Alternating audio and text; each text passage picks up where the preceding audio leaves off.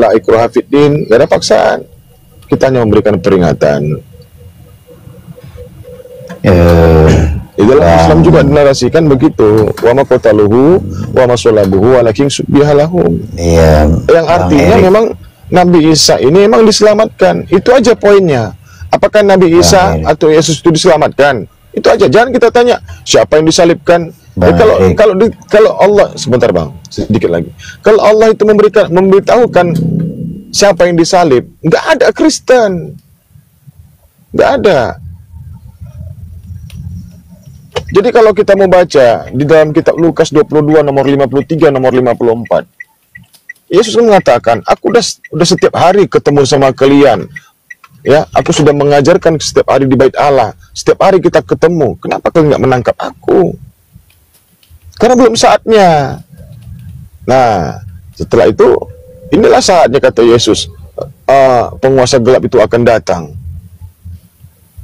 Memang kan di zaman setelah Nabi Isa atau Yesus itu tidak ada di dunia ini, kan zaman gelap pada kala itu.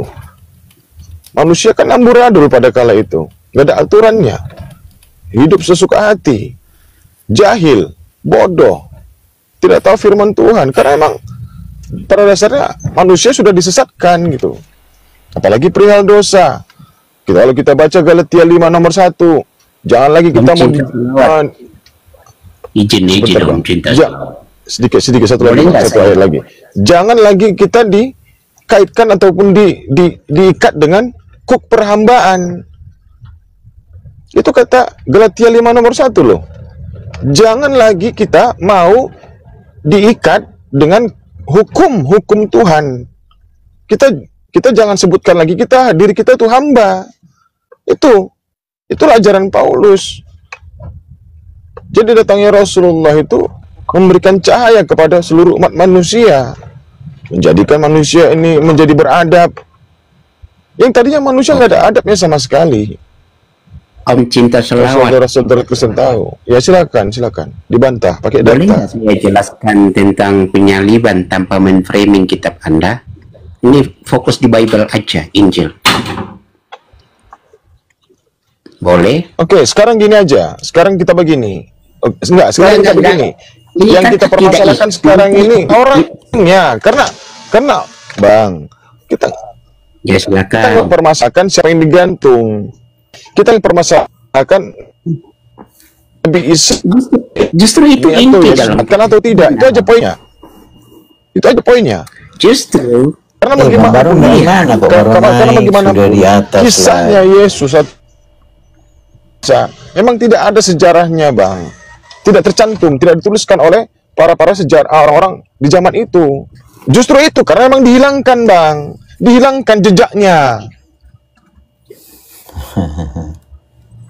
Oke lah Om Charles, silakan hadapi Om Cinta ini. Halo, tanpa bisa dengar suara saya? Oh, jadi saya menghadapi Charles, gimana sih? Bisa saya menghadapi Charles. Bisa dengar suara saya? Halo, bisa dengar suara saya? Aman, lanjut Bang. Aman, oke. Jadi begini,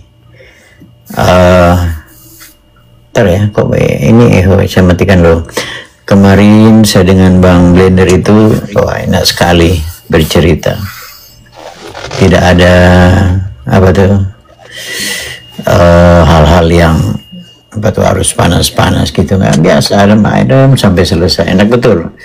Jadi silakan kalau ya satu paham satu nggak paham, maksudnya satu paham dari apa yang dia pahami, nggak masalah. Saya yang nggak paham dari pihak Anda berlainan pemahaman, tak apa lah gitu, tak ada masalah. Jadi kalau saya juga mau menjelaskan yang saya kurang mengerti, ya saya nggak mau menjelaskan yang saya kurang mengerti. Saya tentu menjelaskan dari apa yang saya mengerti, dan kalau penjelasan saya itu diterima apa enggak ya terserah. Cuman kalau saya begini, kalau membaca suatu teks itu harus tahu sikonnya gimana, konteksnya konteks apa. Ya, baru jangan mengaitkan sesuatu yang terlalu jauh situasinya, baru dipaksakan untuk disamakan dalam satu situasi yang sama.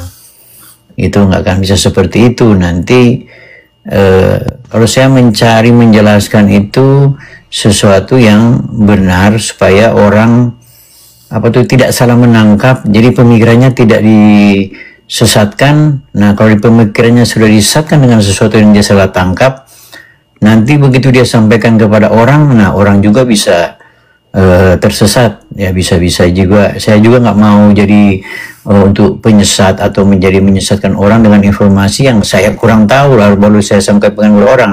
Nanti makin banyak orang juga tersesat. Saya berdosa dalam hal itu. Begitu. Jadi kalau bisa kita bahas satu-satu, maksudnya ini hal apa, penjelasannya gimana. Mungkin saya bisa bantu menjelaskan. Kalau tidak diterima penjelasan saya, nggak ada masalah begitu. Ya. Jadi coba misalnya Abang Erik itu misalnya hal apa tadi yang dibahas yang menurut Abang kok ini salah ya. Tapi satu-satu Bang ya, jangan sekaligus borong lompat. Mungkin satu-satu peristiwa atau satu topik dulu ya. Kita bahas begitu Bang Erik. Kira-kira menurut Bang Erik misalnya apa yang masih kurang jelas begitu, atau apa yang kok ragu saya kenapa begini. Tapi satu-satu Bang ya, jangan terlalu banyak nanti lama. Siap, ya. Misalnya apa Bang ya? Sekarang kita akan merujuk kepada perkataan manusia yang mulia di zaman itu, yaitu bernama Yesus. Ya, dalam hal apa yang Abang ambil ini dalam konteks apa? Kalau Abang mungkin ada baca rujukannya apa Bang, supaya bisa kita fokus di situ Bang. Oke. Rujukannya, kalaupun ada latar belakangnya nanti dilihat pula latar belakangnya Bang. Silakan Bang. Ya, tentang peristiwa penyaliban tadi kan itulah yang mau diangkat tema malam ini, ya kan? Peristiwa tentang penyaliban. Kok ini Bang Blendir, tolong diganti dong Bang Blendir. Saya baru lihat ini, baru baca. Nah, gitu Bang. Penyaliban ini Bang Blendir. Gak enak Bang, kita berkawan baik-baik. Ayo, jadi kita gimana penyaliban ya? Oke, jadi ini tentang peristiwa penyaliban atau apa Bang dalam kaitan dengan penyaliban? Peristiwanya kah atau apa Bang? Ya, itulah tadi yang mau diangkat sama. Sinyal saya bagus ya teman-teman, ada ya? Gimana? Cek. Ada Bang, suaranya bagus Bang. Ya? Suaranya bagus. Okay. Bagus Bang. Ya. Jadi tadi kan Saudara Baron dengan Bang Charles kan mau mengangkat tema tentang penyaliban. Oh iya. Nah, sekarang kan kita bukan berbicara tentang siapakah yang disalib, kan begitu. Nah, jadi dari data dalam Bible dan Al-Quran juga gini loh. Tuhan kan itu yang kita kenalkan, dia tidak pernah berubah. Tuhan sebelum ada yang sebelum dia menciptakan sampai adanya kita sekarang ini, itu Tuhan yang sama.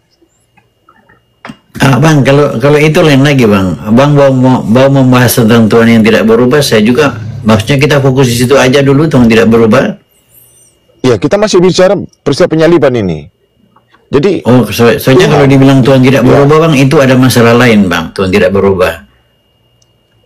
Ya, artinya kan yang menciptakan alam semesta ini kan Tuhannya kan nggak banyak. Satu Tuhan. Betul Bang. Satu Tuhan, tapi masalahnya begini Bang. Pemahaman tentang Tuhan yang satu itu berbeda-beda Bang. Nah, nanti ada kaitan dengan yang kita mengambil, Tuhan tidak berubah itu lain lagi Bang. Ya, ada pokok bahasan tersendiri Bang. Oke ya, kita ngambil satu sisi tentang Tuhan yang menciptakan alam semesta, itu aja. Bang, maaf Bang, saya izin dulu, ada telepon yang mendadak dan penting Bang. Saya tutup dulu Bang, ya. Okay. Saya mute dulu maksudnya. Saya mute dulu. Ini emergency. Boleh. Ya. Jadi sekali lagi penegasannya, Tuhan itu ketika dia menurunkan kitab Torah, ketika dia menurunkan kitab Zabur, dan kitab yang diberikan oleh para nabi. Charles, Baron Charles, gas Baron, gas Charles. Ayo Charles, ayo baca di dalam Matius 26 ayat 2, ayo. Kau lah yang baca, masa aku? Tadi aku yang mengatakan orang Galilea buta hurufku, buka data aku sendiri. Ya kau lah, bukan Oke lah. data. Bang Ya, Solawat betul, tadi kau.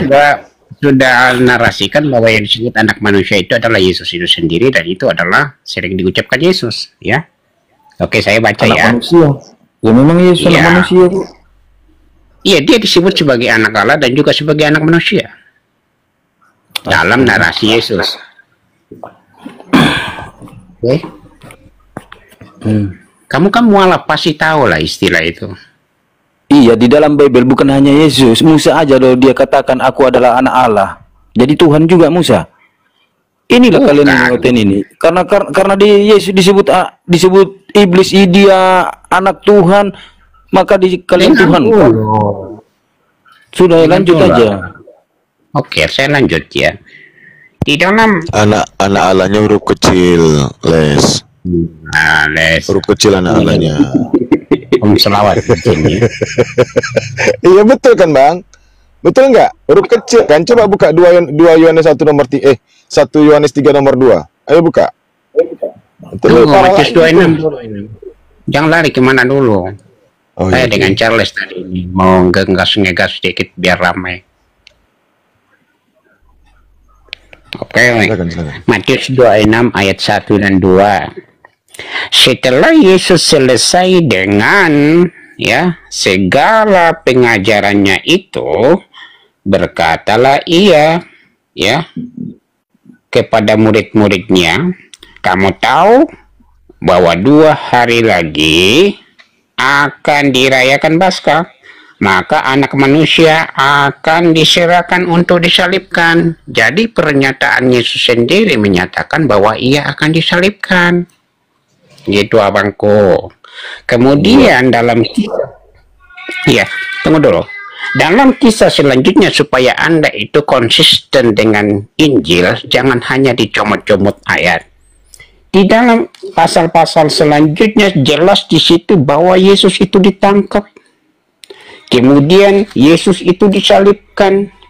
Kemudian Yesus itu mati. Yesus dikuburkan. Itu sangat runtut di dalam Bible. Jadi, tanpa menframing keyakinan Anda, jelas di dalam Bible bahwa Yesus itu disalibkan.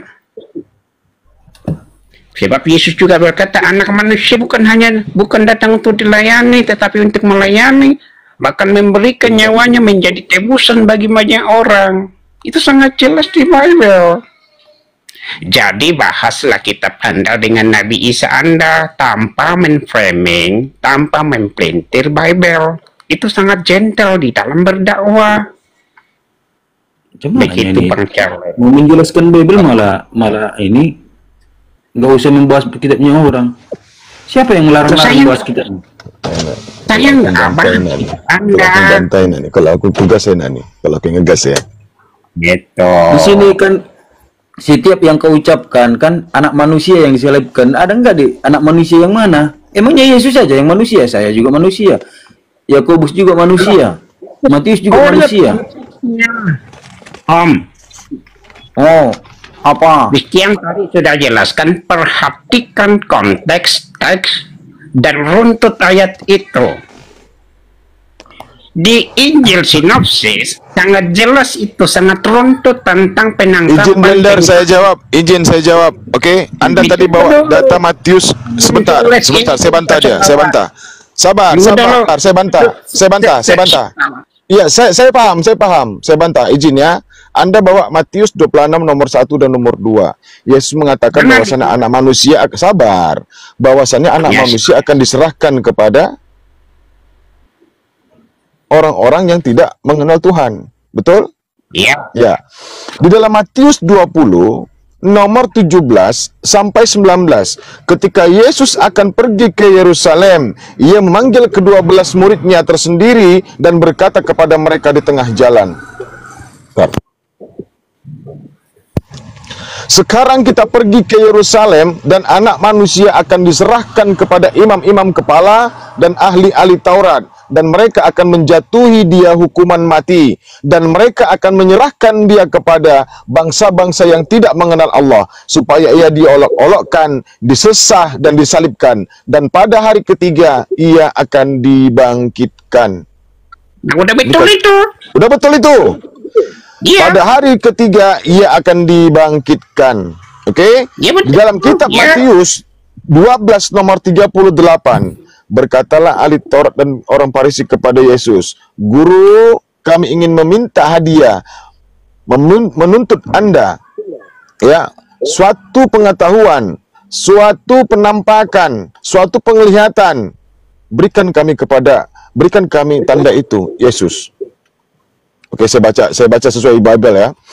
Pada waktu itu berkatalah beberapa ahli Taurat dan orang Farisi kepada Yesus, "Guru, kami ingin menuntut satu tanda daripadamu." Jawab Yesus kepada mereka, "Angkatan jahat dan tidak setia ini menuntut satu tanda daripadaku, tetapi bagi mereka tidak akan kuberikan tanda selain tanda Nabi Yunus. Sebab Nabi Yunus pernah berada dalam perut ikan 3 hari 3 malam. Demikian pula anak manusia akan tinggal di dalam di perut bumi 3 hari 3 malam. Nah, yang kemudian tanda itu dihadiahkan kepada siapa? Angkatan jahat apa murid-murid Yesus? Pengikutnya? Itu angkatan jahat itu. Ya. Jelas sih itu. Ya, angkatan jahat kan? Iya. Hadiah itu yang kemudian diberikan Yesus kepada angkatan jahat kan? Tunggu dulu. Itu tanda Yunus itu. Yesus berkata sama seperti anak manusia akan ada dalam perut bumi, betul? Iya, iya. Iya, itu kan sebagai persamaan. Iya. Ya, itu hanya sebagai persamaan, perumpamaan. Nah, hadiah tersebut diberikan kepada angkatan jahat atau murid Yesus. Di Hiroshi itu angkatan jahat hanya melihat tanda Angkatan Yunus menyatakan. jahat. Oke. Berarti angkatan jahat yang diberikan hadiah itu kan? Jadi Anda cinta selawat sudah mengakui Yesus mati disalibkan? Yang diberikan hadiah atau simbol maupun tanda anak manusia akan tinggal di dalam rahim bumi 3 hari 3 malam, itu siapa yang diberikan? Kepada siapa yang memberikan hal itu? Itu tanda Yunus yang diberikan kepada angkatan yang jahat. Kepada angkatan jahat. Nah, lalu anak manusia ini dengan cara disalibkan kan? Ya betul. Ya, salib itu tanda baik apa tanda jahat? Itu bagi saat itu adalah tanda kutuk. Tanda kutuk diberikan kepada orang yang terkutuk. Angkatan yang terkutuk, orang bukan angkatan. terkutuk. Kristen termasuk nggak? Angkatan itu artinya sekelompok orang. Kristen termasuk tidak di sini? Tidak. Oh tidak. Jadi kalian tidak mengimani salib? Cinta selawat. Kenapa kau lari ke orang Kristen? Ini berbicara tentang penyaliban Yesus. Ya, waktu peristiwa ini ada nggak Kristen? Peristiwa ini, ya ada murid-murid Yesus. Ada nggak Kristen di sini? Ada murid-murid Yesus saat itu. Ya, murid Yesus itu diberikan tanda anak manusia akan tinggal dalam bumi 3 hari 3 malam atau tidak? Tanda anak manusia itu diberikan, tapi tanda Yunus bagi angkatan jahat. Bang, jangan berbelit-belit ya bang. Jangan berbelit-belit. Anda tadi menyebutkan Kristen itu adalah pengikut Yesus, yang artinya adalah murid-murid Yesus. Nah, pertanyaan saya, apakah murid-murid Yesus ini diberikan tanda bahwasannya anak manusia akan tinggal di dalam rahim bumi 3 hari 3 malam oleh Yesus? Abang, yang jadi jawab topik bang, dijawab. Anda paham nggak pertanyaan saya? Saya tanya di awal, ada nggak Kristen pada zaman ini? Oh, ada. Kristen itu artinya pengikut Yesus.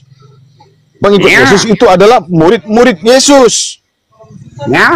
Oke, Anda mengklaim itu. Saya tanya, apakah murid-murid Yesus diberikan tanda bahwasannya anak manusia akan tinggal di dalam rahim bumi 3 hari 3 malam? Tanda Yunus itu diberikan kepada angkatan yang jahat. Angkatan jahat.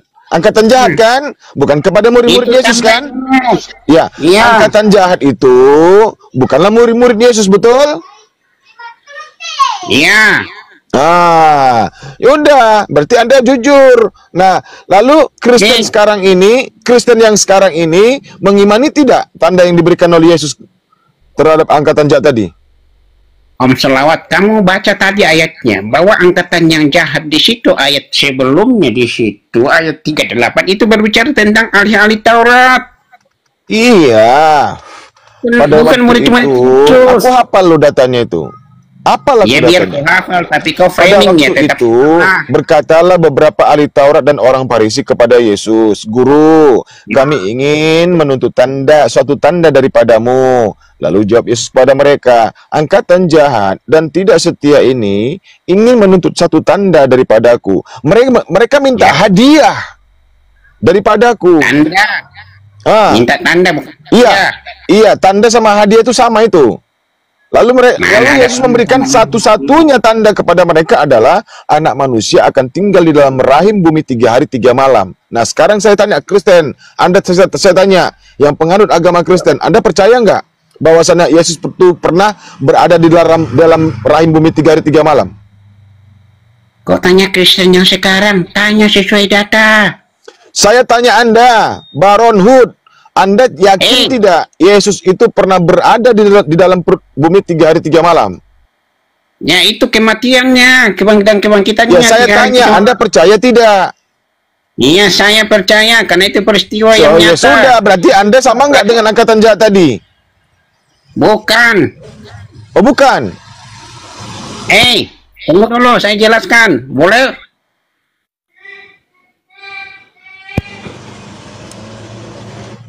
Bolehnya aku jelaskan? Apalagi mau dijelaskan? Pertanyaan saya sudah Anda jawab. Yesus memberikan tanda satu-satunya tanda kepada angkatan jahat dan orang yang tidak setia. Apa itu? Bahwasannya anak manusia akan tinggal di dalam rahim bumi 3 hari 3 malam. Itulah yang kemudian diberikan oleh Yesus. Sabar dulu. Jadi potong-potong narasi saya. Dengan Anda atau Charles? Loh, karena Anda tadi membawa Matius 26 bahwasannya anak manusia akan diserahkan. Ada host pendengar di sini. Loh, kenapa masalahnya? Bukan saya salah gitu. Saya salah rupanya. Diskusi itu tertib. Enggak, masalahnya tadi Bang, Anda kan bawa Matius 26. Nah, di situ kan Anda mengutip ayat 2-nya, ya kan? Anda kan mengutip ayat 2-nya. Kamu tahu bahwa 2 hari lagi akan dirayakan Paskah, maka anak manusia akan diserahkan untuk disalibkan. Anak manusia ini siapa? Apabila ada seseorang, seseorang itu anak manusia atau bukan? Secara umum iya, tapi dalam konteks itu berbicara tentang Yesus. Oh, memang betul. Iya, ada kaitannya dengan Yesus. Disalib nggak? Berarti Yesus disalib nggak? Oh, berarti Anda itulah tanda yang diberikan kepada angkatan jahat oleh Yesus kan? Yang diberikan itu jelas dalam yang Anda bacakan tadi itu tanda tentang Yunus itu yang diberikan kepada angkatan yang jahat, bukan tentang kematian. Aduh, kenapa sih dipelintir? Bahwasannya sebab anak manusia akan itu belum terjadi. Baca yang betul. Anak manusia akan tinggal di dalam rahim bumi 3 hari 3 malam. Nah, perumpamaan itu kepada tanda Yunus. Oke, tunjukkan di mana Yesus berkata aku tidak disalibkan. Ayo. Oke. Dan saya tunjukkan Yesus mengatakan bahwa ia disalibkan. Ayo silakan.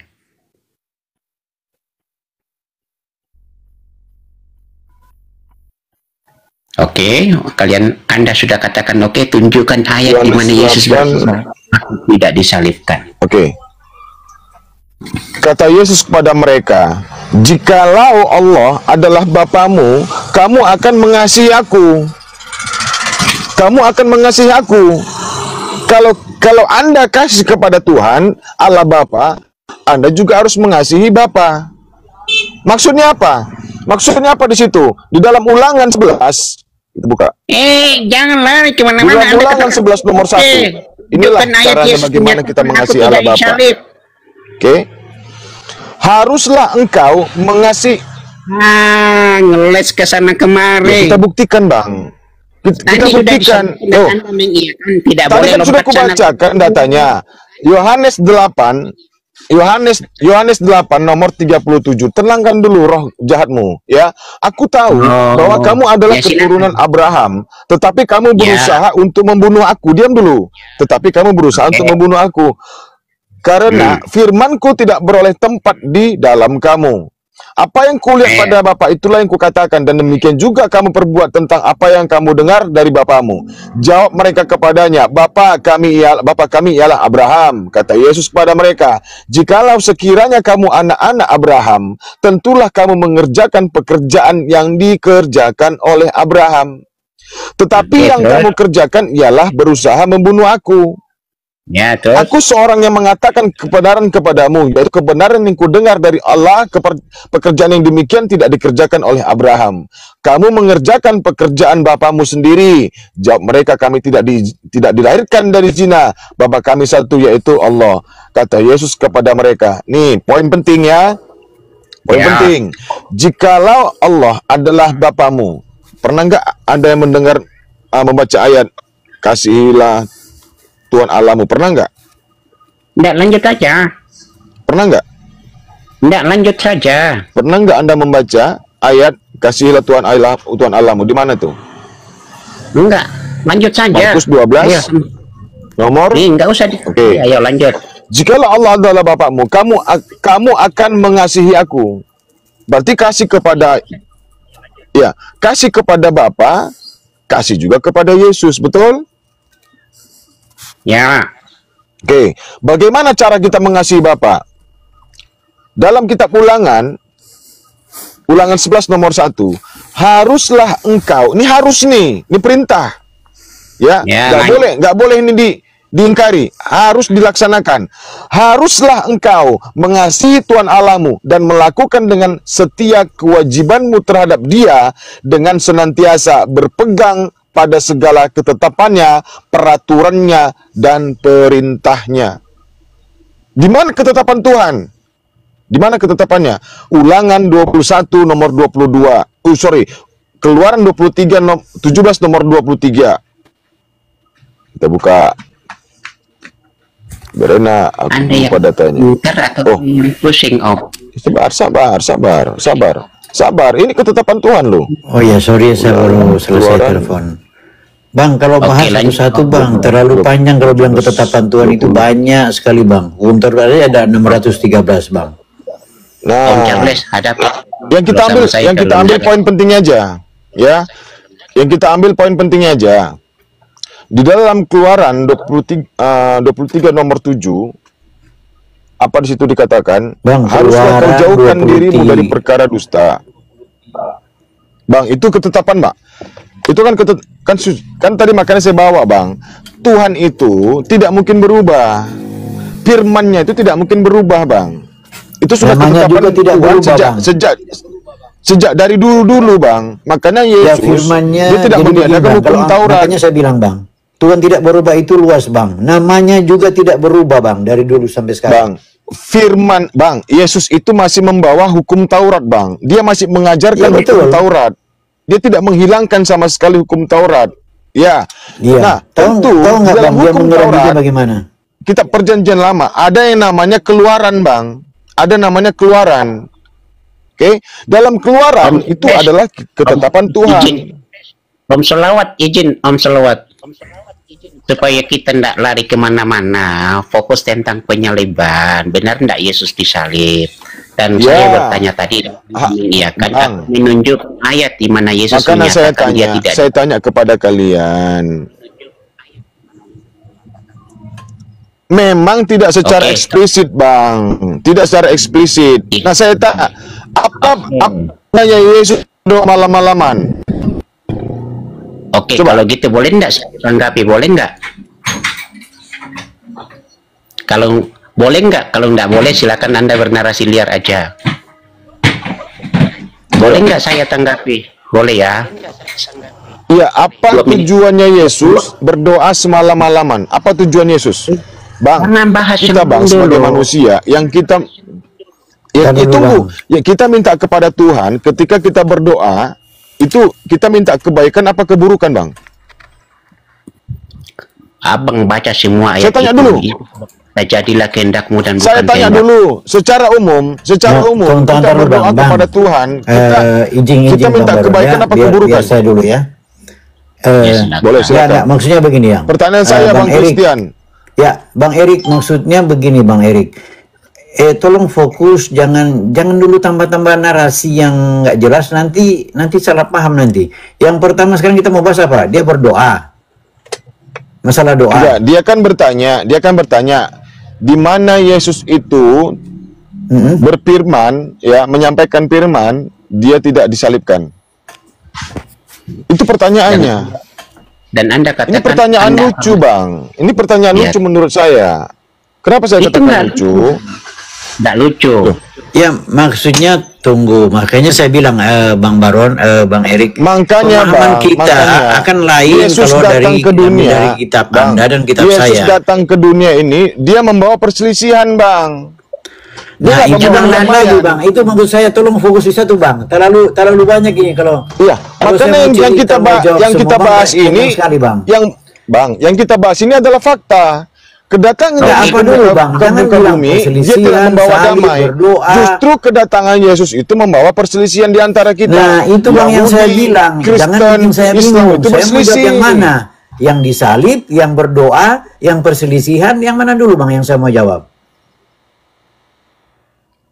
Topiknya Yang mana dulu, tadi Bang? benar nggak Yesus disalib? Alkitab, Yesus itu tidak mau disalibkan.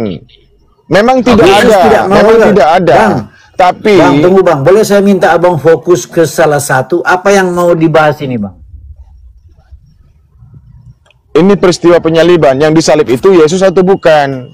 Peristiwa penyaliban. Jadi Abang mau bertanya. Iya, jadi nggak yang bisa disalib kalau itu nggak bisa Yesus atau kita bawa bukan? cuma satu ayat, Bang. Nggak bisa cuma yang kita bawa cuma satu data. Nggak Iya, bisa. maksudnya begini Bang, kalau mau bawa data itu baca dulu salah satu peristiwa penyaliban, baru Anda mau kaitkan di mana silakan, tapi bawa dulu betul nggak dia disalibkan. Nah, kita kaitkan dengan perikop-perikop dalam Alkitab Yesus disalib. Itu Bang.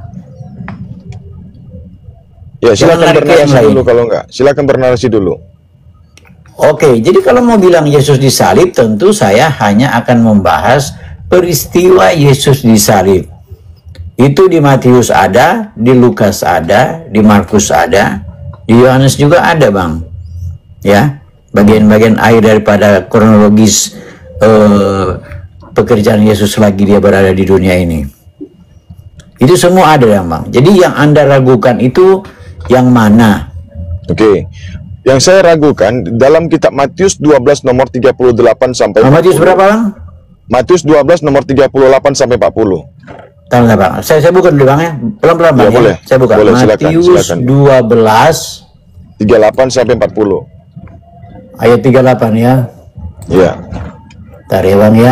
Anda baca dulu, Pak Christian, Tambah, Anda Bang. baca dulu, Anda Pelan-pelan. pahami apa Matius. maksud dan tujuan Yesus mengutarakan hal tersebut. Tiga ayat tersebut. Ayat berapa? 38 ya.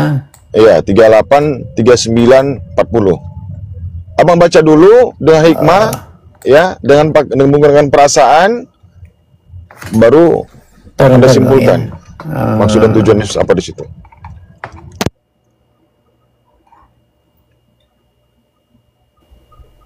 Lah. Ayat bentar ya. Ayat 38. Atau saya Iya, bacakan jadi ini apakah ada kaitan dengan penyaliban? Tunggu ya, saya lihat dulu.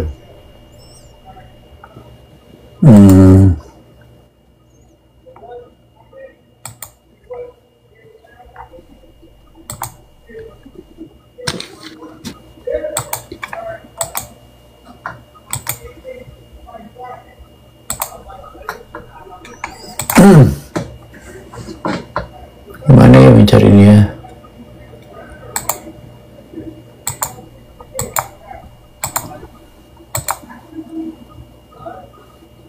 dibaca aja Bang tanda Yunus itu. Gimana? Dibaca aja itu tanda Yunus tentang angkatannya Oh, orang tua. tanda Yunus tar lagi ya. Matius. Matius ya tadi apa? Matius 12 ayat 38. Matius 12, 38, 39, 40. Dibaca dulu bang, baru kita simpulkan, baru bisa disimpulkan. Ayat 38. Iya. Saya minta maaf, tadi kita membaca tentang apakah Yesus, bukan membaca. Saya bilang kan kalau masalah Yesus disalibkan, kita kan baca perikop tentang Yesus disalibkan. Kok ini perikopnya tanda Yunus? Ya, kan Anda Saya rasa bertanya. kalau kita mau bicara tanda Yunus, kita bicara tanda Yunus. Ya, jangan bicara penyalipan, lain lagi ini. Makanya saya bilang, jangan mencampur adukan satu pokok bahasan dengan Anda pokok kan bahasan. bertanya kepada Kalau saya. ada perumpamaan Iya. kayak tanda-tanda itu lain lagi ceritanya nanti. Ya, Anda kan bertanya kepada saya, di manakah Anda ragunya kalau Yesus itu Nah, kalau tidaklah di disalib? mana Anda ragunya kok Anda bawa ke tanda? Itu kan hanya kayak perumpamaan tanda. Ya, ada nggak kaitannya dengan kematian anak manusia? Memang ada yang kaitannya, manusia tapi Kristen. kaitannya lain, Bang. Loh, Kita bukan di sini kita bukan bicara benarkah Yesus dasar disalib, kematian itu anak ada manusia kaitan, tadi, Bang. dasar kematian anak manusia tadi disalib atau Sekarang begini, bagaimana, Bang. Sekarang begini, Bang. Apa kaitan benarkah Yesus disalib dengan tanda Yunus? Menurut Abang, apa kaitannya, Bang? Kaitannya itu tentang kepercayaan. Ini kan kalau Hadiah. bilang begini, Bang. Maksud saya begini. Benarkah Yesus disalib? Kita kan hanya membuktikan Yesus itu disalib atau tidak. Lantas kenapa sudah ke tanda Yunus? Bagaimana kita membuktikan Yesus disalib atau tidak? Jadi mau kemana kita arahnya nih sekarang? Tadi saya Nah, makanya kalau membahas Yesus disalib, bacalah perikop Yesus disalib, ya. Dia ditangkap, kemudian diadili, kemudian dia dituntut harus disalibkan. Oke. Kemudian dia dibawalah dia berjalan siap. kemudian Oke, disalib. siap, Begitu, Bang. siap. Itu baru bilang Yesus disalib, Bang. Oke. Di dalam kitab Yohanes pasal 11 nomor 53 sampai 57 jelas imam kepala yang bernama Kayafas ya. di situ Yohanes 11 nomor 53 sampai 57. Bang, 11 itu nomor, Bang. Yohanes nomor 11. Pasal baru nomor berapa lagi, Bang? 11 pasal 11 nomor 53 sampai 57. Oh, 11 itu kan, Bang, nomor juga, Bang. Saya bingung ini kok semua jadi Yohanes 11 ayat Ini loh 53. mana, Bang? Bang. Itu berbicara tentang Lazarus lagi. Tantar. Bukan Lazarus Yohanes itu. 11 ayat 53 sampai 57. Lazarus itu di data 42-nya Bang Baron ya. Itu udah beda perikop itu.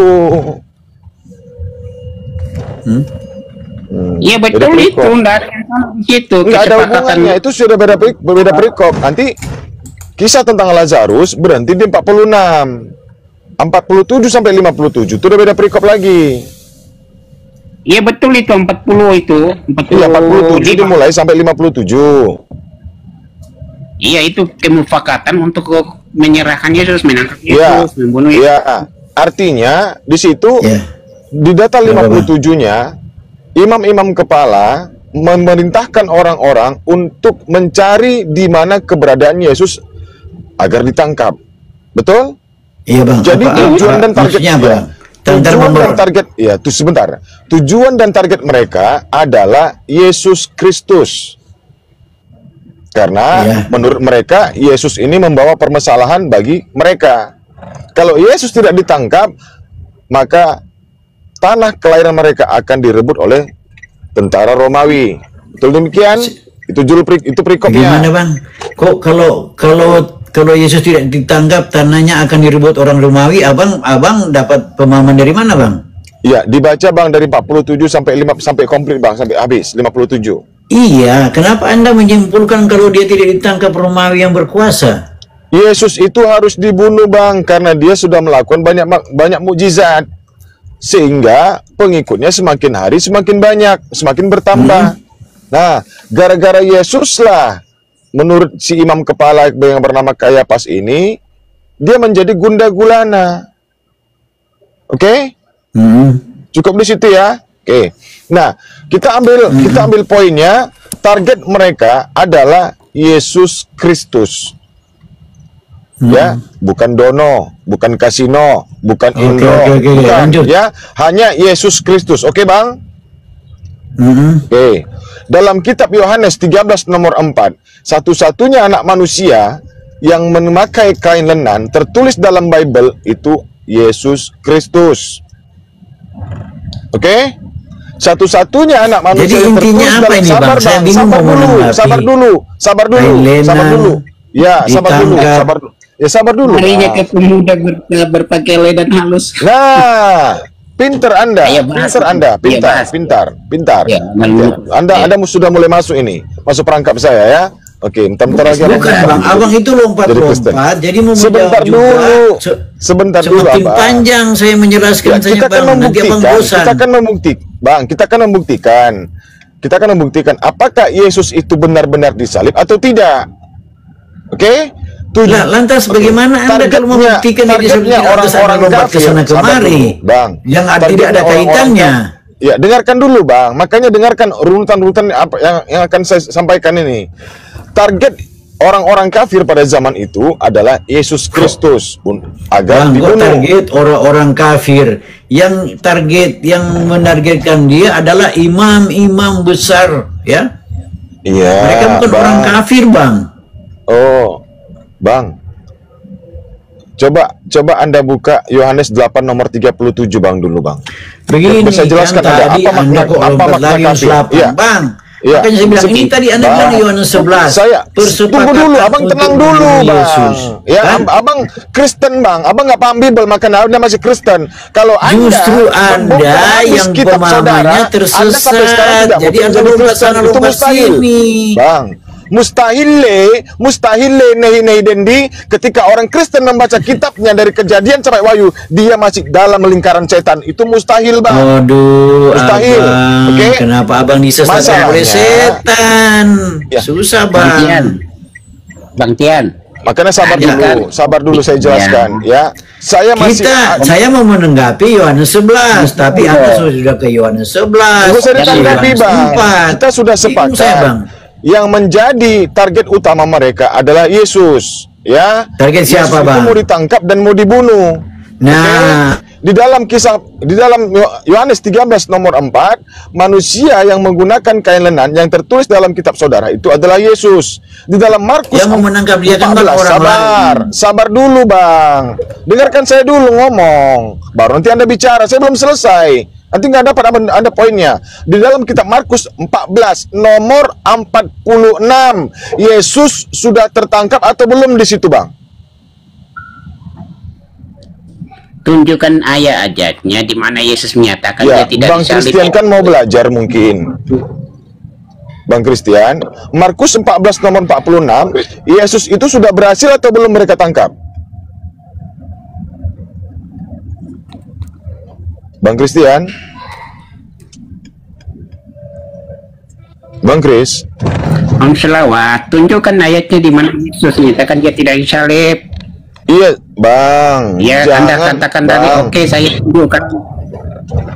Bang, kalau ada di dalam kitab saudara, Yesus itu tidak disalib, bahkan di Al-Quran sudah jelas, Allah itu menyelamatkan orang-orang yang benar.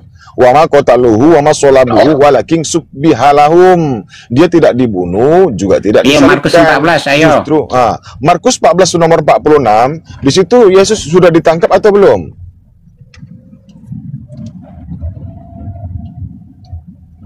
Sudah atau belum, Bang?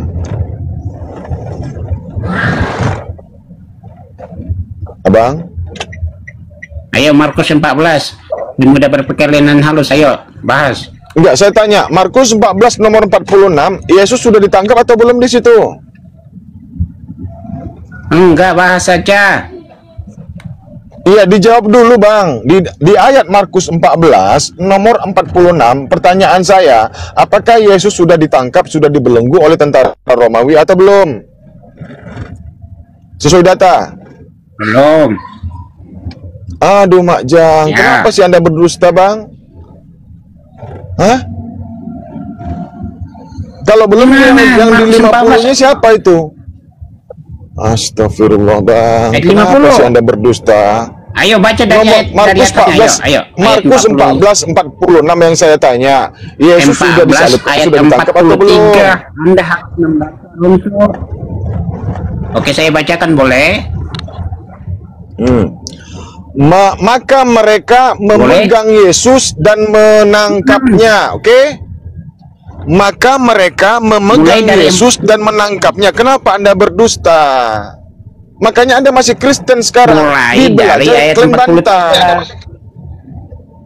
Saya tanya di 46-nya, saya nggak tanya 43. Di 46-nya Yesus sudah tertangkap atau belum? Anda mengatakan belum.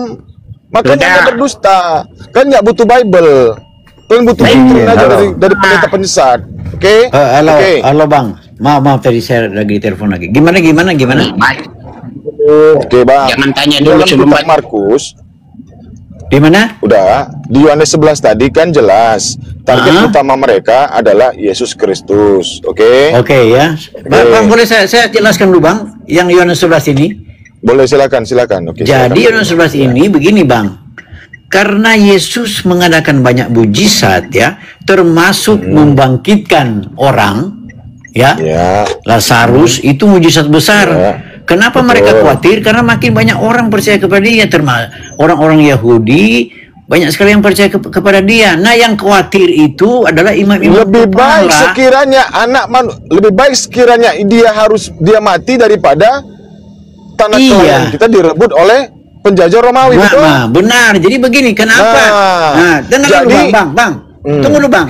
Saya mau Anda mengerti kenapa kalau mereka percaya kepada Yesus dan mereka khawatir kok tanahnya ini bisa direbut oleh orang. Karena begini Bang, kan posisinya bangsa Yahudi saat itu, bangsa Israel itu kan mereka pemimpin-pemimpinnya adalah orang-orang yang bernuansa pada agama. Sedangkan kerajaan yang menjajah mereka adalah kerajaan Romawi kan. Jadi poin kita di sini, kita jangan menguraikan lagi kalimat-kalimat yang ada di Yohanes 11. Soalnya Anda salah paham. Anda harus tahu kenapa sampai mereka khawatir bahwa yang nanti merebut mereka orang Roma. Karena kalau orang hilang kepercayaan kepada imam-imam kepala, maka tidak ada lagi pemimpin-pemimpin di orang Yahudi pada saat itu. Abang kelihatannya pinter Bang, tapi ternyata Abang bodoh Bang. Anda yang congor ke sana, lompat ke sana, lompat kemari, nggak fokus Anda Bang. Kita membahas Yesus itu apakah disalib atau tidak. Makanya saya bilang, kenapa Anda membahas, Anda lompat ke Yohanes 11, mau ditangkap, tidak membahas langsung yang dia disalib. Makanya kita rujuk ke sini. Jangan Bang, ini lain ceritanya. Jangan Anda kait-kaitkan yang tidak berkaitan, tersesat dan jadi penyesat nantinya. Begitu Bang. Saya minta maaf Bang, Anda ini tidak korelasi dalam mengkait-kaitkan ayat itu, tidak ada hubungan sama sekali. Tolong yang ada hubungan, biar kita jelas, cara juga menjawabnya enak, ya. Jelas juga Bang. Jadi begini, masalahnya makanya saya bilang, ini pemahaman yang kami imani, yang kami tahu. Nanti kalau saya juga ambil Quran sana-sana sini, nanti Anda bilang, oh Anda tahu begini, Anda tahu bahasa Arab. Kenapa Bang? Kenapa kalau saya bongkar sedikit saja nggak boleh Bang? Kita sini sekarang Anda bukan membongkar, kita mencari kebenaran Bang. Tidak karu-karuan. Oke. Di luar keimanan kita berdua ini Bang ya, di luar keimanan kita berdua, kita baca teks saja Bang. Kita baca teks yang tertulis. Menurut Maksudnya Abang, teks apa Bang? Ya, kita mencari data, kita berdiskusi sesuai dengan data yang ada tertulis. Iya, jadi maksudnya apa, Bang? Kita kesampingkan dulu keimanan Islam sama Kristen kita. Kita baca secara tekstual apa yang tertulis dalam kitab yang namanya Bible. Kita kesampingkan dulu, Bang. Kita kesampingkan, boleh tidak? Kesampingkan iman, tapi kalau Anda baca teks tertulis, baca sesuai perikopnya. Kalau Yesus disalib, yang kita permasalahkan, Anda baca tentang permufakatan, persepakatan, itu nggak ada kaitannya, Bang. Iya, Bang. Nggak nyampe otaknya kalau gitu, Bukan nggak nyampe, Bang. Anda yang nggak sampai ke sana. yang kita cari permasalahan pokok dari permasalahan yang kita bicarakan tadi, apakah Yesus itu diselamatkan atau disalib? Kan begitu. Iya, kalau diselamatkan atau disalib, lihat kan Bang, begini Bang, kalau saya kasih contoh, benarkah itu orang-orang PKI itu dibunuh atau diselamatkan?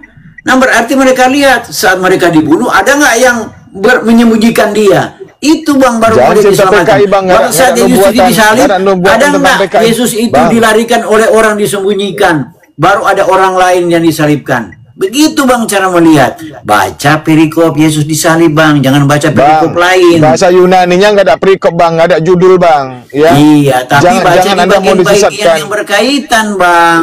Iya, kalau masalah Bang, berkaitan, judul perikop kan cuma untuk memperjelas kronologisnya Bang.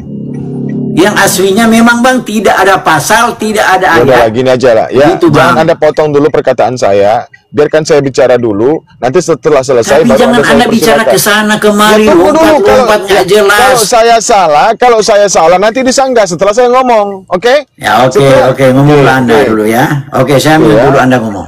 Oke. Kita tadi sudah bawa di dalam kitab Yohanes 11. Di situ inti dari permasalahannya bahwasanya tujuan dan target mereka adalah Yesus harus mati. Ya, Yesus harus ditangkap dan harus dibunuh. Itu kesimpulan dari satu perikop tersebut dari 47 sampai 57. Nah, di dalam kitab Yohanes 13 nomor 4, Yesus di situ menggunakan kain lenan. Dia membuka jubahnya, lalu mengganti jubahnya dengan menggunakan pakaian yang bernama kain lenan, berwarna putih. Oke.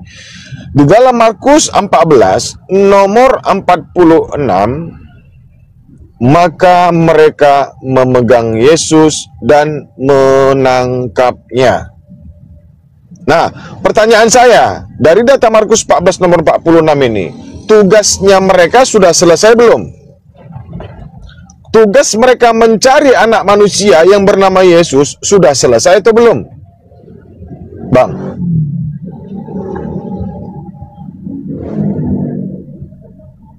Oke? Mungkin Anda menjawab dalam hati iya. Sudah selesai. Tugasnya Bang, tentara Romawi. Anda kan bilang mau bernarasi, lanjut Oke, aja Bang sampai iya. selesai, Iya. baru saya bernarasi lagi. Begitu Oke. Bang. Jangan Saya bertanya mengutip sepenggal, data. Anda bertanya Oke. sepenggal, Ya, Anda cukup. menjawab 2 jam. Bingung saya Bang. Oke. Di dalam Markus 14 nomor 46, tugasnya tentara Romawi, tugasnya imam kepala, tugasnya Yudas itu sudah selesai. Oke. Tugas ketiga oknum ini itu sudah selesai. Tidak ada lagi target mereka yang mau ditangkap. Karena tidak ada tertulis. Hanya Yesuslah yang menjadi target mereka. Di dalam Markus 14 nomor 50 sampai 52. Lalu semua murid Yesus itu meninggalkan dia dan melarikan diri. Tinggallah Yesus sama Yudas. Tinggal di sini Yesus sama Yudas. Yudas belum menerima suap, tidak mungkin dia melarikan diri. Dia berada di dalam barisan tentara Romawi dan imam kepala. Tidak mungkin dia ikut melarikan diri. Tidak mungkin, karena murid-muridnya yang lain sudah mengetahui pengkhianatan Yudas. Tidak mungkin Yudas itu ikut sama mereka melarikan diri, itu mustahil. Ada seorang muda yang pada waktu itu hanya memakai sehelai kain lenan. Yohanes 13 nomor 4, satu-satunya yang tertulis menggunakan kain lenan itu bernama Yesus Kristus. Untuk menutupi badannya, mengikuti dia, dan mereka hendak menangkapnya. Siapa lagi yang mau mereka tangkap? Siapa lagi? Di situ ada orang-orang yang ingin membunuh Yesus. Ada 12 murid Yesus. Ada Yesus. Ya, saya ulangi lagi, saya urai. Ada imam kepala, ada orang-orang ahli Taurat, orang Farisi yang membenci Yesus, ada imam kepala yang ingin membunuh Yesus, ada tentara Romawi yang membunuh Yesus. Tinggallah di situ yang dari pihak Yesus, ada Yesus ke-12 muridnya dan satu pengkhianat bernama Yudas. Tinggallah Yesus dan muridnya 13 orang. Oke? 13 orang. Lalu terkait dengan Yesus dan murid-muridnya, Yudas ketika melarikan diri murid-muridnya, tinggallah Yudas berada di dalam barisan tentara Romawi. Berarti yang tinggal Yesus dan Yudas. Meskipun tidak tertulis, ya, tidak tertulis dalam kitab saudara, di sini bahwasannya Yudas ada seorang yang mengikuti dia. Siapa dia? Siapa dia? Nah, lalu tetapi ia melepaskan kainnya dan lari dengan telanjang. Dia berhasil melarikan diri. Dia lolos dari tangkapan. Yang jadi permasalahan kita, siapa lagi yang mau mereka tangkap? Sementara target mereka sudah mereka dapatkan, yaitu Yesus. Di Markus 14 nomor 46. Ini ada kejanggalan. Apakah Anda tidak mau berpikir di sini? Hah? Apakah kalian tidak mau berpikir? Ini ada kejanggalan. Jelas, target utama mereka adalah Yesus. Di Markus 14 nomor 46, Yesus sudah mereka belenggu, sudah mereka rantai, sudah mereka tangkap. Gak ada lagi target lain. Lalu pemuda ini siapa? Siapa pemuda ini? Saya boleh, sampai sini saya boleh tanggapi supaya saya nggak hilang jalan. Boleh, silakan, Boleh. Bang. Yo. Oke, ya. Saya khusus aja tentang Anda bilang tadi Yesus yang menjadi target, kemudian ada murid-muridnya yang sudah melarikan diri, dan ada Yudas. Jadi begini ya, Yudas secara jelas disebutkan ya di situ, ya. Kemudian tadi Anda bilang ada imam-imam kepala, nggak ada, Bang. Di situ dikatakan bahwa Yesus masih berbicara, muncullah Yudas. Jelas, Bang, Yudas ini jelas disebutkan. Jadi kalau orang lain yang bilang ada seorang muda, kalau dari Yudas ya pasti disebut Yudas. Nggak disebut orang muda, karena di sini jelas kata Yudas jelas, orangnya jelas. Ya, Yudas salah seorang dari ke-12 murid itu, Bang, ya. Tadi Abang bilang 13, sorry Abang salah, makanya belajar yang baik, Bang, ya. Kemudian Saya bilang 12 sama Yesus 13. dan bersama-sama dengan dia Bang, serombongan. Abang jangan salah Oke, tanggap. oke. Saya Oke, tadi oke. mengatakan Yesus sama muridnya itu jumlahnya total 13. Bang, Yudas kan nggak ada di situ, Bang. Yudas baru datang. Itu ya. Dan bersama-sama dengan dia serombongan orang yang membawa pedang dan pentung disuruh.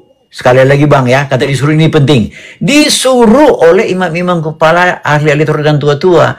Jadi cuman disuruh mereka orang-orang itu membawa pedang dan pentung. Tentu mereka adalah perwira-perwira, ya. Saya tidak berbilang itu, tapi namanya orang disuruh. Orang yang menyerahkan dia telah memberitahu, yaitu Yudas, ya. Orang yang kucium, nah ini karena kan Yudas yang mengkhianati. Yudas yang mencium Yesus.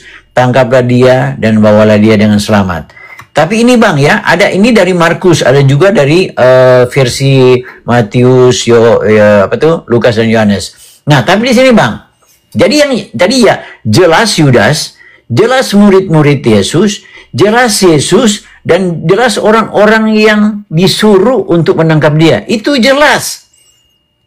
Kemudian kalau ada seorang muda, pasti itu orang lain. Di sini tidak dijelaskan, dan saya tidak mau memberi tafsiran yang salah tentang siapa orang ini, ya. Tapi itu bukan Yesus, itu bukan Yudas, itu bukan apa. Yang penting dia dikatakan seorang muda yang mengikuti Yesus, ya, mengikuti dia, huruf besar itu berarti Yesus, ya. Tidak diketahui dan tidak ditulis kapan. Jadi itu jelas semua. Jadi jangan kita bilang, oh itu Yudas. Yudas itu jelas. Siapa di situ Yudas itu jelas. Ya. Jadi itu saya mau katakan. Itu kalau sudah jelas disebutkan nama. Kan jadi kalau orang yang tidak diketahui nama, jangan dibilang ada orang di situ. Oh itu Yesus atau itu Yudas. Jangan begitu, Bang. Nanti orang tersesat. Jangan menyesatkan orang, Bang, ya. Terima kasih. Ya, lalu Anda kenapa berdalih? Yang kita permasalahkan, ya, apa maksud dan tujuan mereka menangkap si pemuda itu? Apa kesalahan si pemuda itu, Bang? Itu yang jadi permasalahan kita. Kan sudah kita uraikan tadi Yohanes 11 bahwasannya target utama mereka itu adalah Yesus. Nggak ada yang namanya Dono, Indro, Kasino, siapa lagi si Pitung, Bang Ji, nggak ada bang. Cuman Yesus lah yang menjadi target mereka. Setelah lepas daripada itu, sebentar bang. Setelah mereka berhasil menangkap Yesus, berarti berhentilah mereka dalam pencarian. Stop mereka, karena tidak ada lagi target mereka yang mau ditangkap. Cuman Yesus bang. Lalu apa salah si pemuda ini sehingga dia mau ditangkap? Apa salahnya? Oke, saya jawab ya, bang. Yang di situ yang tinggal Yesus bang. Murid-murid itu sudah, murid-murid yang lain bang sudah lari meninggalkan dia, iya kan? Lari meninggalkan dia karena apa? Mereka takut mereka juga ditangkap, ya. Meninggalkan dia, lihat ya ayat nomor 50. Lalu semua murid itu meninggalkan dia dan melarikan diri. Karena kenapa? Mereka juga nggak takut kalau ditangkap. Mereka kan khawatir. Karena kan mereka takut kalau ditangkap, bang. Mereka nggak mau ditangkap. Itu alasannya melarikan diri. Lalu Petrus datang ke sidang ke pengadilan bang, mahkamah agama. Iya dia kan. Kenapa Petrus berada di pengadilan agama bang? Petrus datang agama. Dia kan itu sembunyi-sembunyi, nanti orang lihat mereka. Bang, begini bang. Saya mau bilang ke abang ya. Makanya ke pendeta juga saya bilang begini bang. Tidak mungkin bang. Dengar dulu bang. 33 tahun abang lamanya Yesus itu tinggal di Yerusalem bersama-sama orang Farisi. Abang dengar dulu bang. Mengajarkan selama 3 tahun lebih. Bang, boleh saya bicara sedikit bang? Saya tahu bang, tapi saya kalau belajar Alkitab begini bang, saya bilang ke pendeta saya dan kepada teman-teman, kalau saya membaca Alkitab, saya membawa jiwa dan roh saya kembali kepada zaman itu. Saya harus mengerti situasi pada saat itu, mengerti kondisi mereka, mengerti peta mereka, mengerti kebudayaan mereka, mengerti perawakan mereka juga, ya. Perawakan dalam hal ini penampilan, ya. Jadi bang, orang-orang sekarang saja kalau abang lihat orang berpakaian dengan misalnya laki-laki yang punya penutup kepala kayak di Timur Tengah itu, abang bingung ini siapa ya, yang mana ya, kok semua kelihatan sama, begitu bang. Tapi mereka dengan mereka akan saling mengenal satu sama yang lain. Makanya waktu Petrus kan dia bilang, kau kan salah satu murid ini. Dia bilang, enggak, bukan saya. Dia sampai menyangkal. Nah orang itu, enggak, kamu kan ada bersama-sama dengan dia. Dia bilang, enggak. Nah dia bilang enggak, ya orang biarin aja, orang bilang enggak. Tapi ada orang lain lihat, kamu juga ada bersama-sama dia. Orang bilang enggak. Karena kenapa bang? Hampir mirip semua orang-orang yang pada saat itu, hanya orang yang melihat khusus, apalagi di malam hari. Waktu Petrus pergi itu, dalam sidang itu, bukan siang hari. Kan ada perapian. Jadi begitu bang, jadi kita pahami dulu, jangan cuma kita punya target bikin salah ayat ini, lantas kita nggak memahami situasinya pada saat itu. Jadi Petrus hadir sembunyi-sembunyi, makanya dia dilihat, kamu juga ada di situ, kamu sampai 3 kali dia menyangkal. Tapi itu pun sudah dibilang oleh Yesus bahwa kamu pasti akan menyangkali aku. Begitu, jadi begitu bang ya. Jadi saya ingin menjelaskan satu persatu supaya satu persatu itu dipahami dipahami orang dengan benar, nggak tersesat. Begitu bang penjelasan saya. Terima kasih bang. Bang, karena Petrus tahu siapa gurunya. Dia tahu persis siapa gurunya bang. Jadi di sidang pengadilan agama itu bukan lagi Yesus yang asli. Coba Anda buka Lukas 22 nomor 54. Bahwasanya anak manusia sidang sudah... itu bukan masalah Petrus tidak kenal. Waktu Yesus melihat dia, Petrus langsung menangis, lari karena dia sadar, aduh sudah benar ini apa yang dikatakan Yesus bahwa dia akan menyangkali Yesus. Kok Anda ini benar-benar menyesatkan. Sama sekali Anda benar tanpa dasar menyesatkan. Berarti Petrus ini ya, dia sudah menyangkal firman Tuhan. Dia sudah menyangkal nubuatan. Bukan dia menyangkal firman Tuhan. Bang. Tuhan memang sudah nubuatkan dia karena dia orang begini kan. Nah, latar belakangnya begini bang. Makanya abang harus tahu cerita kenapa dia menyangkal. Pada waktu Yesus bilang, saya pasti ini dia. Tuh guru, enggak. Kemanapun kamu pergi, saya akan pergi. Bahkan kalau kamu mati, saya juga rela mati. Apa Yesus bilang? Sebelum ayam berkokok, nanti kamu akan sudah menyangkali aku 3 kali. Petrus rasa nggak percaya, belum percaya saat itu. Nanti waktu Petrus di pengadilan, waktu Yesus lagi ditangkap ya di situ, baru dia jalan di seputaran situ ingin mengintip-ngintip. Nah, orang bertanya kepada dia 3 kali, dia bilang, oh enggak, aku nggak kenal dia. Baru Yesus lihat dia. Yesus lihat dia lihat Yesus, baru dia sadar benar apa yang dikatakan oleh Yesus bahwa dia menyangkali 3 kali. Kontradiksi itu yang benar. Anda nggak kontradiksi. Sebentar bang. Jadi kontradiksi jangan, atau tidak dengan Matius 20 nomor 17 bang. Alkitab. Anda yang tidak mengerti Bible, dengan cara menyesatkan. Anda mengatakan, sabar ya. Anda mengatakan bahwasanya Petrus menyangkal. Ya, Petrus menyangkal. Sementara di dalam kitab Matius 20 nomor 17 sampai 20. Saya bacakan sebentar bang, saya buka datanya.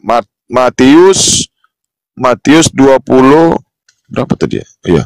Matius 20 nomor 17 ya. Ini bang, Yesus mengajak pemberitahuan ketiga tentang penderitaan Yesus ya. Ketika Yesus akan pergi ke Yerusalem, ia memanggil ke-12 muridnya. Bang, 12. Oke? 12 bang, bukan, jangan dikurang-kurangin, jangan tambah-tambahkan. Masuk nggak Petrus di sini? Masuk. Ya, saya ulangin. Ketika Yesus akan pergi ke Yerusalem, ia memanggil ke-12 muridnya tersendiri dan berkata kepada mereka di tengah jalan, sekarang kita pergi ke Yerusalem dan anak manusia akan diserahkan kepada imam-imam kepala dan ahli-ahli Taurat, dan mereka akan menjatuhi dia hukuman mati, dan mereka akan menyerahkan dia kepada bangsa-bangsa yang tidak mengenal Allah, supaya ia diolok-olokkan, disesah dan disalibkan, dan pada hari ketiga ia akan dibangkitkan. Kontradiksi atau tidak ketika Petrus berada di tengah-tengah pengadilan agama? Yesus sudah memberikan informasi bang sebelum peristiwa itu terjadi. Sebelum peristiwa penyaliban, Yesus sudah sabar bang. Yesus sudah mengajak bang, ini firman Yesus kepada mereka. Sekarang kita pergi ke Yerusalem ya, murid-muridku, dan anak manusia akan diserahkan kepada imam-imam kepala dan ahli-ahli Taurat, dan mereka akan menjatuhi dia hukuman mati. Petrus sudah mendengar perkataan Yesus di sini bang, jangan disangkal lagi. Lalu ketika Petrus menyangkal Yesus 3 kali, ini kontradiksi bang. Sementara Petrus sudah tahu ilmunya, sudah diberitahukan ilmu tentang anak manusia akan diserahkan. Sudah paham Petrus, ya, sudah paham. Jangan Anda bawakan lagi cerita Petrus mengarang-arang dia begondol begini, menyangkal Yesus sebelum ayam berkokok. Jangan dibawakan ke situ. Petrus sudah diberitahukan informasi oleh Yesus. Kita akan melihat anak manusia, di mana anak manusia itu akan diserahkan kepada ahli-ahli Taurat untuk dibunuh dan untuk dijatuhi hukuman mati. Ini apalagi mau disangkal Petrus? Dia mau mengelak gitu. Yaudah bang. Dia ngaku bukan muridnya gitu. Iya, dengar dulu bang. Sudah bang, saya sudah apa poinnya. Jadi itu bang, ada bagian Injil lain ya, bagian Alkitab lain yang bercerita tentang hal itu, di mana Yesus mengatakan bahwa Petrus akan menyangkali Yesus. Itu sudah diberitahukan bang. Di bagian lain bang, abang mau saya buka ya? Nanti saya bang ya, saya buka dulu lah. Memang betul, bang. Memang ada ayat. Ya memang betul. Saya pun pernah baca bang. Iya, ya, jadi makanya bang, jadi begini bang, makanya kan bang, ya, penulis bang, itu banyak. Jadi begini bang, itu peristiwa lain kan, ada sampai 3 kali Yesus memberitahukan tentang hal itu kan bang. Charles, masih monitor nggak? Saya dulu sebentar, lihat dulu sebentar, ada Les. Monitor Les. Iya bang. Ya, lanjut dulu ya, aku apa dulu. Jadi begini ya saudara-saudara, mumpung abang ini udah mau pergi. Jadi begini, makanya kalau baca Alkitab itu ambil semua yang sejajar.